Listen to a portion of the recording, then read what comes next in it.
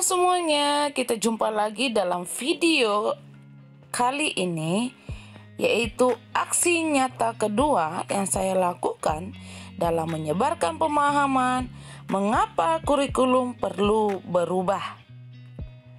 Nah, perkenalkan, nama saya Risma Magdalena dari Sekolah Pelita Utama.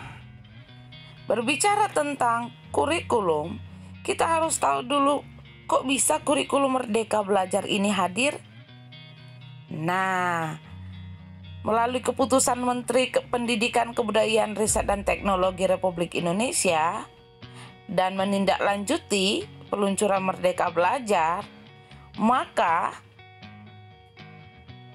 Keputusan Menteri Pendidikan, Kebudayaan, Riset, dan Teknologi Republik Indonesia Nomor 56 tentang pedoman penerapan kurikulum dalam rangka pemulihan pembelajaran, khususnya implementasi kurikulum Merdeka yang akan berlaku pada tahun ajaran 2022 sampai 2023. Apa itu kurikulum?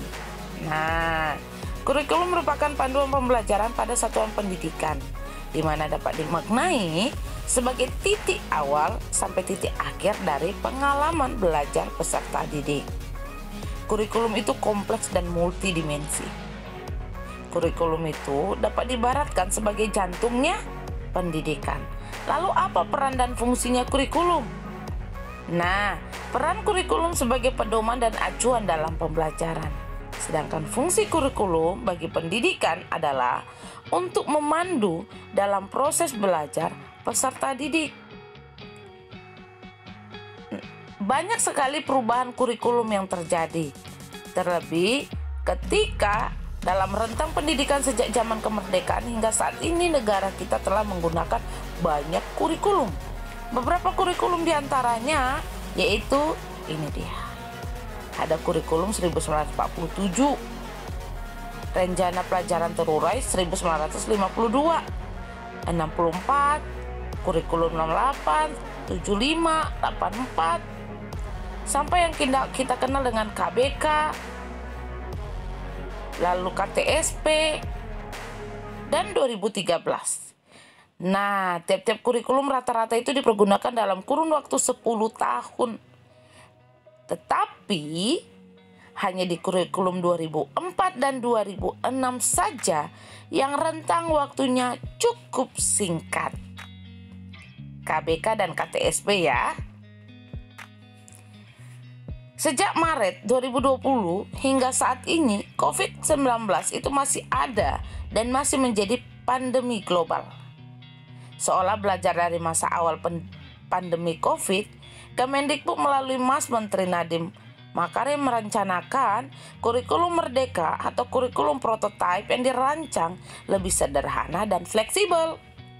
Kurikulum Merdeka akan berfokus pada kompetensi inti, konten esensial, yang memberikan pembelajaran yang bermakna dan kontekstual bagi siswa. Lalu, apa sih pentingnya perubahan kurikulum itu? Kurikulum ini sangat penting dilakukan perubahan. Alasannya yang pertama, mampu menyesuaikan dengan kebutuhan peserta didik. Ini dia alasan yang pertama. Alasan yang kedua adalah menyiapkan generasi muda yang cakap dan cemerlang. Alasan yang ketiga adalah karena masih relevan dengan perkembangan zaman, sehingga pentingnya perubahan kurikulum. Kurikulum yang baik itu adalah kurikulum yang sesuai dengan zamannya, terus dikembangkan atau diadaptasi sesuai dengan konteks, sesuai dengan karakteristik peserta didik, demi membangun kompetensi sesuai dengan kebutuhan mereka kini dan masa depan. Kurikulum harus selalu berubah agar sesuai dengan perkembangan zaman.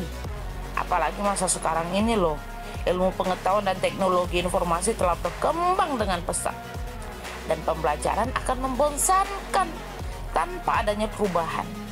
Bukankah tugas kita untuk menyiapkan para pendidik kita menghadapi zaman yang baru? Zaman yang sama sekali berbeda dengan zaman kita dulu. Ini contohnya, zaman saya ketika sekolah dulu masih menggunakan mesin tik, dan dengan perlahan sudah diperkenalkan dengan komputer yang masih sebatas menyalakan dan mematikan dan mengetik saja, dan semua masih tersimpan dalam flash disk. Dan kita coba lihat bagaimana anak-anak zaman sekarang. Mereka lahir dengan teknologi di tangannya.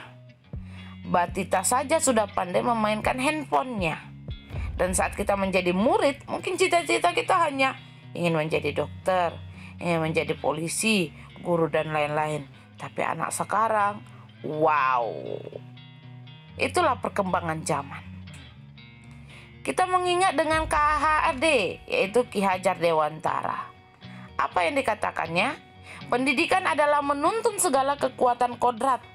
Jika di aksi nyata yang pertama, saya sudah menjelaskan atau memaparkan atau mempresentasikan kodrat itu terbagi menjadi dua. Kodrat alam dan zaman. Kodrat alam itu akan kita belajar atau mendidik anak dalam sifat dan karakternya. Sedangkan zaman itu kita akan mendidik anak itu sesuai dengan zamannya, dengan keadaannya.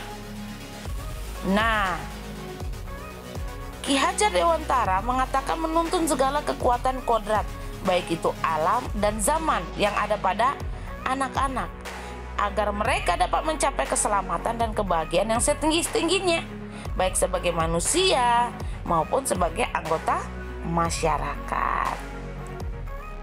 Kurikulum operasional satuan pendidikan itu harus bersifat dinamis ya. Apa artinya?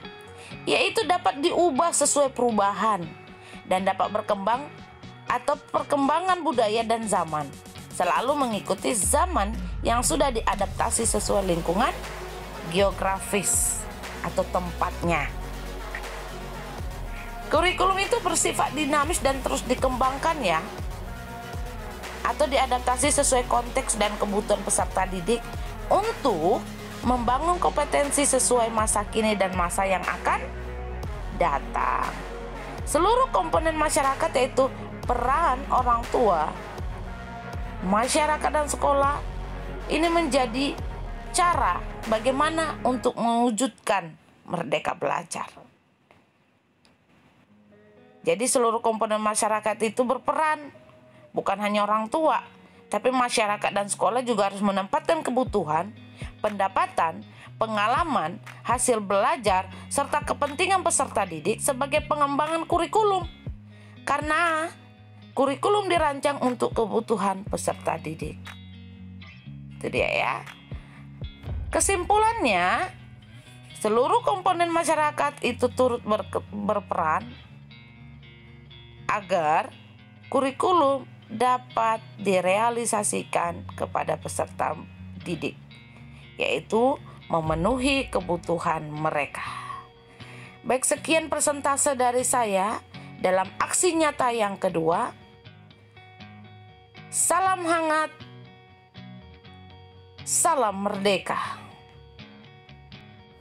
Sampai jumpa dalam aksi nyata berikutnya. Bye-bye.